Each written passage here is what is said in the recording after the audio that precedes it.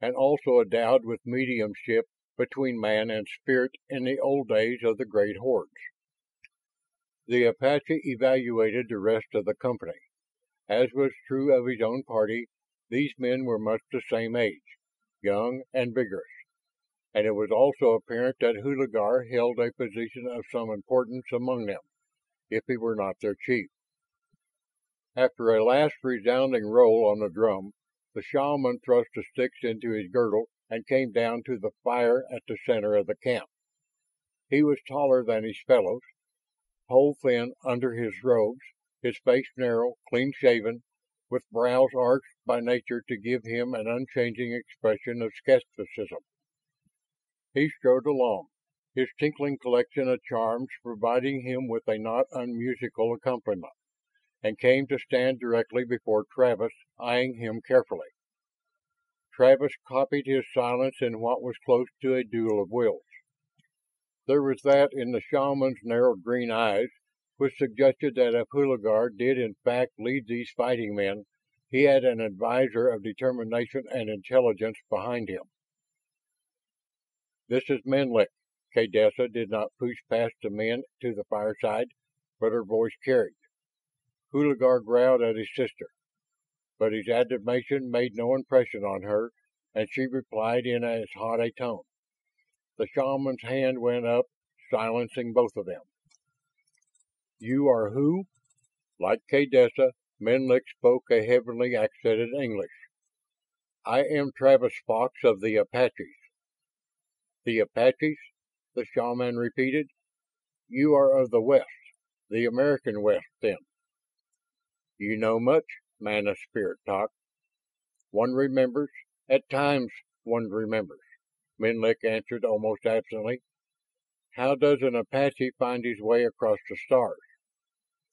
"The same way Menlik and his people did," Travis returned.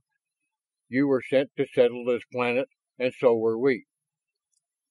"There are many more of you?" countered Menlik swiftly. "Are there not many of the horde? Would one man or three or four be sent to hold a world?" Travis fenced. "You hold the north, we the south of this land." "But they are not governed by a machine," Kaydessa cut in. "They are free." Menlik frowned at the girl. "Woman, this is a matter for warriors. Keep your tongue silent between your jaws." She stamped one foot, standing with her fist on her hips. "I am a daughter of the Blue Wolf, and we are all warriors, men and women alike. So shall we be as long as the horde is not free to ride where we wish. These men have won their freedom. It is well that we learn how." Menlik's expression did not change, but his lids drooped over his eyes as a murmur of what might be agreement came from the group. More than one of them must have understood enough English to translate for the others. Travis wondered about that. Had these men and women, who had outwardly reverted to the life of their nomad ancestors, once been well educated in the modern sense, educated enough to learn the basic language of the nation their rulers had set up as their principal enemy? "So you ride the land south of the mountains," the shaman continued. "That is true." "Then why did you come hither?" Travis shrugged. "Why does anyone ride or travel into new lands? There is a desire to see what may lie beyond." "Or to scout before the march of warriors," Menlik snapped. "There is no peace between your rulers and mine. Do you ride now to take the herds and pastures of the horde, or to try to do so?" Travis turned his head deliberately from side to side, allowing them all to witness his slow and open contemptuous appraisal of their camp. "This is your horde, shaman? 15 warriors? Much has changed since the days of Temujin, has it not? What do you know of Temujin? You, who are a man of no ancestors out of the West." "What do I know of Temujin? That he was a leader of warriors and became Genghis Khan, the great lord of the East. But the Apaches had their warlords also. Rider of barren lands, and I am of those who raided over two nations when Victorio and Cochise scattered their enemies as a man scatters a handful of dust in the wind." "You talk bold, Apache." There was a hint of threat in that. "I speak as any warrior, shaman.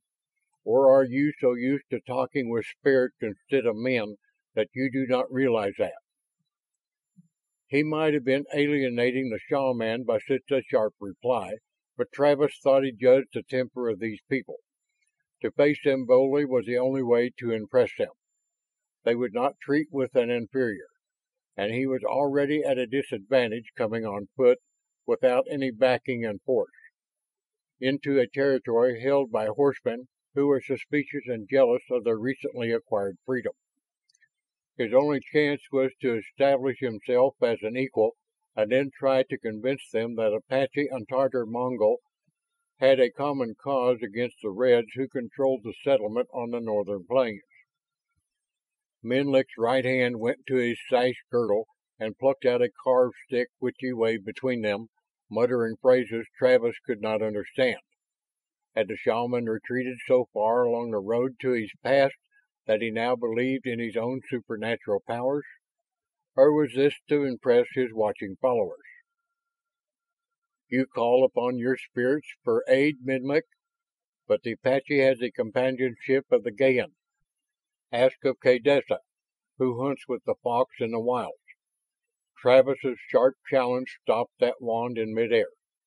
Menlik's head swung to the girl. "He hunts with wolves who think like men." She supplied the information the shaman would not openly ask for. "I have seen them act as his scouts. This is no spirit thing, but real and of this world." "Any man may train a dog to his bidding," Menlik spat. "Does a dog obey orders which are not said aloud? These brown wolves come and sit before him, look into his eyes, and then he knows what lies within their heads and they know what he would have them do. This is not the way of a master of hounds with his pack." Again the murmur ran around the camp as one or two translated. Menlik frowned. Then he rammed his sorcerer's wand back into his sash. "If you are a man of power, such powers," he said slowly, "then you may walk along where those who walk with spirits go, into the mountains." He then spoke over his shoulder in his native tongue, and one of the women reached behind her into a hut, brought out a skin bag and a horn cup. Kaydessa took the cup from her and held it while the other woman poured a white liquid from the bag to fill it. Kaydessa passed the cup to Menlik.